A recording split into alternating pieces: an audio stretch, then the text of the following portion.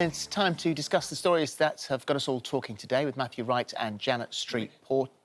So, Janet, we've got to ask straight away, what's the plaster on your nose? Well, I had a small basal cell carcinoma, skin cancer growth taken off my nose a week ago. I'm going to be lifting the plaster off and talking about it on Loose Women on Wednesday, but I'm fine. I did have a white plaster on, and I thought this one was a bit more aesthetically pleasing, but now I can see myself. It looks frightening. Well, but you're all right, though. So you're okay. You're okay. That's the most important thing. All right. Oh, good. Okay. Good. Let's start then. In which case, let's start with a health story. And allegedly, patients face long delays for routine surgery in the wake of the COVID-19 lockdown. Hospitals running at only half their usual capacity. It's possible you could have to wait a year for a hip or knee operation, Janet. Well, this is shocking. I mean, 2 years ago, I had a knee replacement. So I had a total knee replacement, and I know what agony you're in before, I had it done privately because the waiting time back then was so long. So my heart goes out to people who are, be facing delays of a year, because by the time your knee is that bad, it's got to be operated on. You can't walk. And the other thing is, delaying these operations by this amount of time just stacks up more health issues, because if people are not mobile, they put on weight and they get other things wrong with them.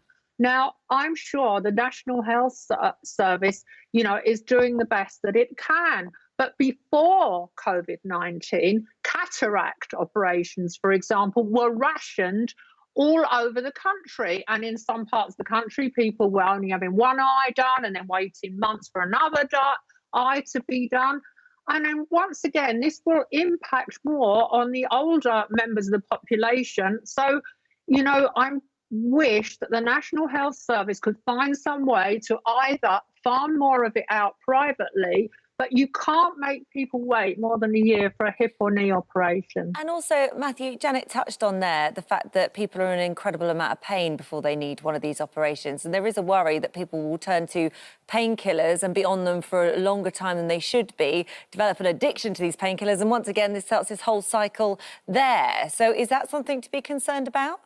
Oh, I think it most definitely is. Janet was talking about operation where she elected to go privately. I had cataracts from birth. I'm 55. I eventually had to go privately to have my cataracts done because there were already inherent delays. Painkiller addiction is a problem in this country. I think we've been waking up to that in the last couple of years. And I am concerned. But I think we're going to see this in every walk of life, in every sphere of our existence.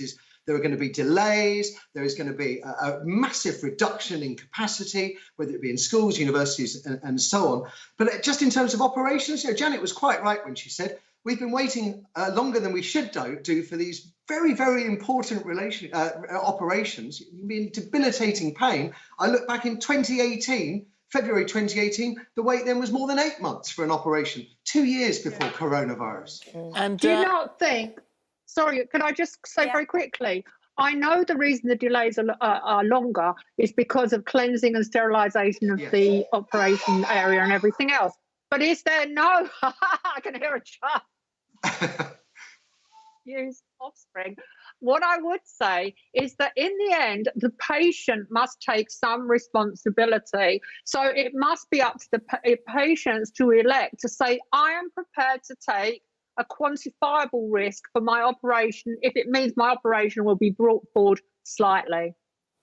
OK, all right. Well, let's the subject, the cause of this, or part of the cause of this, being COVID-19. Government said to be providing support to officials in Leicester with their efforts in tackling coronavirus, potentially making the city Britain's first local lockdown. And that was discussed in those 5 o'clock briefings, that if there was a spike in any particular place of cases, then that would have to be a localised lockdown, Janet. Well, I think reimposing lockdown is very, very difficult. I'm in Kent at the moment. I've seen hundreds and hundreds of people on the beach in the last few days before the wind came in. And there's a whole generation of people who've said lockdown's over, so how you reimpose it on that group of people, the under 30s, I have no idea. And on the news last night, they talked to some residents in Leicester, and their attitude was, well, I've got to go out, haven't I? Like, so that's what you're dealing with. You know, once you've opened the shops, once you've opened, you're allowing people to buy takeaways, and then you'll be allowing them to go to pubs, reimposing it. We've already got a certain amount of unrest, and, you know, the police have been attacked, and, you know, I'm not happy about that at all. So I think reimposing lockdown is incredibly difficult. And if finally, when Boris Johnson waffled on about on July the 4th, there'll be don't let's have writhing in the grass. That choice of language was repulsive. It was totally inappropriate. It reduced coming out of lockdown to, well, have a party, but don't really get down on all fours in the grass.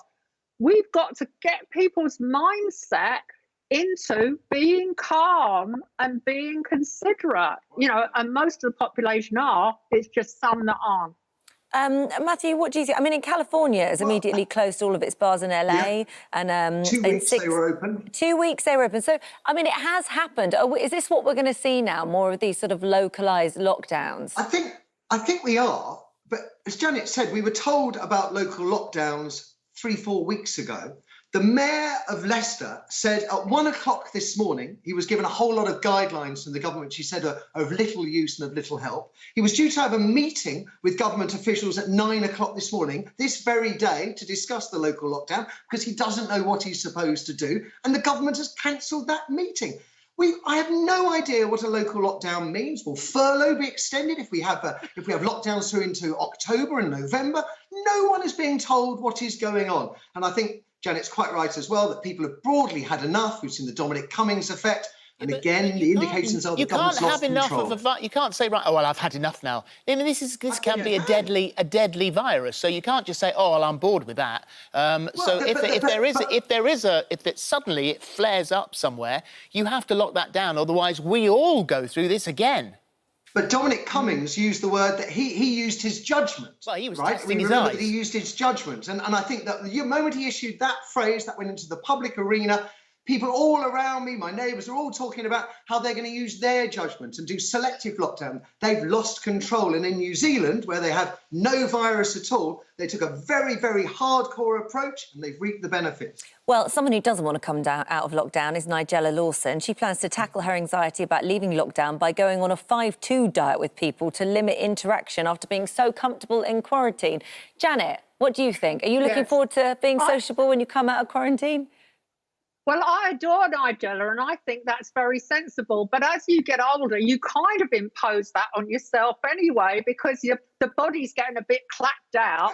And when I go out and when I go to supper or I meet my friends, I'm still behaving as if I was 18. So I can only ration myself to 2 days a week of that. That's good going, Janet, actually, let me tell you. Matthew, just quickly. So I fancy. I have to say, I think it's a brilliant idea of hers, and I think there are real impacts from locking down and being on your own or just in your family unit for 3 or 4 months. I have to say, I'm more persuaded to do 7-0 at the moment. I'm going to carry on with my sort of lockdown at home as best I can. I think I'm quite enjoying it still. Just in the last 30 seconds, we'll just put this one in because we should say happy anniversary to Television Centre. It's 60 years today since the building that we are now in, where I started my television career pretty much. And we're in the studio. They used to do Fawlty Towers and shows like that. And so, yeah, so it's 60 years of TV Centre. It is built in a question mark. I think it was, Graham Doorbard, I think, was given the job of doing it and thought, what the hell's this going to be? And then that's how it stayed. Yeah. Thank you, guys.